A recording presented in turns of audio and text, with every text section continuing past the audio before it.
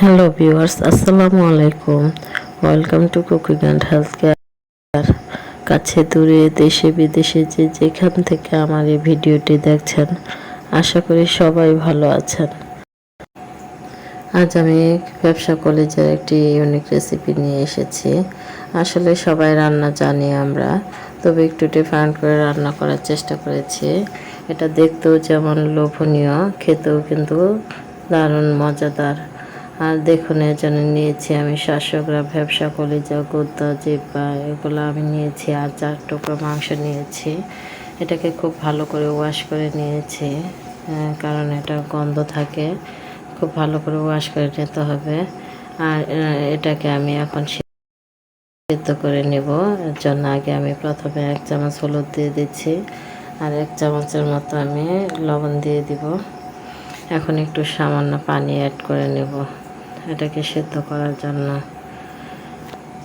দেখুন, এটা আমি আধা ঘন্টার মতো সিদ্ধ করে নেব এবং এটাকে পানি ঝরিয়ে আমি সামান্য তেলে ভেজে নেব। তারপর এখানে আমি সমস্ত আয়োজন রেডি করেছি। এর জন্য আমি 3 চামচ নিয়েছি রসুন বাটা, 3 চামচ নিয়েছি আদা বাটা, 3 চামচ জিরার গুঁড়া, 2 চামচ নিয়েছি মরিচের গুঁড়া, 1.5 চামচ হলুদের গুঁড়া, 1.5 চামচ ধনিয়ার গুঁড়া, 6টা এলাচ, সাদা এলাচ, একটা কালো এলাচ বড়, আর কয়েক টুকরো দারুচিনি, 4 চামচ নিয়েছি বাদাম বাটা, এখানে 2 কাপ পরিমাণ পেঁয়াজ নিয়েছি, আর ব্যবসা কোতা এগুলোকে কলিজা আমি ভালো করে টুকরো টুকরো করে কেটে নিয়েছি। এখন যাব রান্নায়। দেখুন, আমি এর জন্য প্রথমে প্যান বসিয়ে দিয়েছি, একটু অপেক্ষা করব গরম হওয়া পর্যন্ত। এখন আমি এতে দিয়ে দিচ্ছি 2 চামচ পরিমাণ ঘি, কারণ ঘিয়ের ফ্লেভার একটা অন্যরকম মজা, কারণ কলিজা ব্যবসা এগুলো একটু আলাদা গন্ধ থাকে, এর জন্য একটু ভালো যেন গন্ধ আসে। দিয়েছি 100 গ্রাম তেল, আর পেঁয়াজগুলো দিয়ে দিচ্ছি ভেজে নেওয়ার জন্য।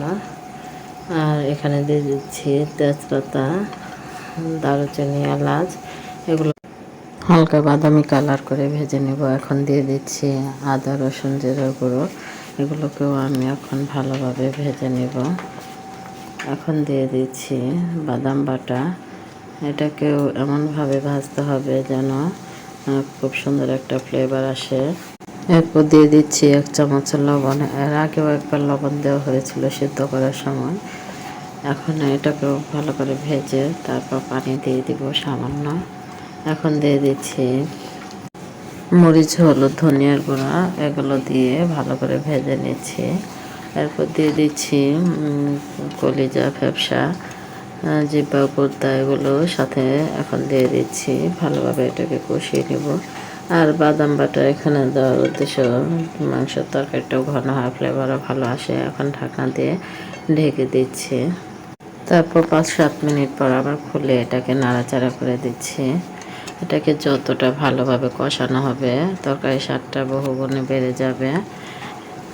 দেখুন, এরপর আবারও দিয়ে দিচ্ছি পানি 1 মগ পরিমাণ। এখন এটাকে নেড়ে ছেড়ে এখন আবারও এটাকে ঢাকনা দিয়ে আমি ঢেকে রাখবো। তারপর আবার 5-7 মিনিট পর আমি এটাকে ঢাকনা তুলে তারপর আবারও নাড়াচাড়া করে দিচ্ছি, মশলাগুলো যেন ভালোভাবে মাংসের সাথে মিশে। দেখুন, আবারও ঢেকে দিয়েছি, এখন আবারও করে নিচ্ছি। দেখুন, ভালোভাবে এটাকে আবারও নাড়াচাড়া করতে হবে।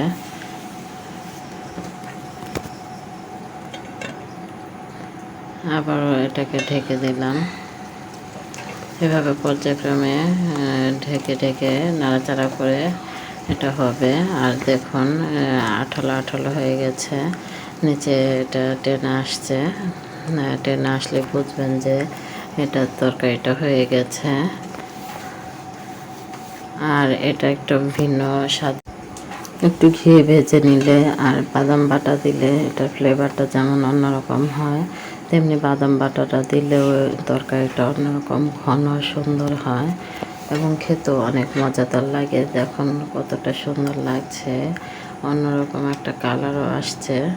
আমাদের মধ্যে অনেকে আছে ব্যবসা খেতে পছন্দ করে না, কলিজা খেতে পছন্দ করে না, কিন্তু এইভাবে সবগুলো দিয়ে মিশিয়ে রান্না করলে মাংস, কলিজা, ব্যবসা, গুদ্দা, জিহ্বা এভাবে সবগুলো দিয়ে রান্না করলে অন্যরকম মজা হয়।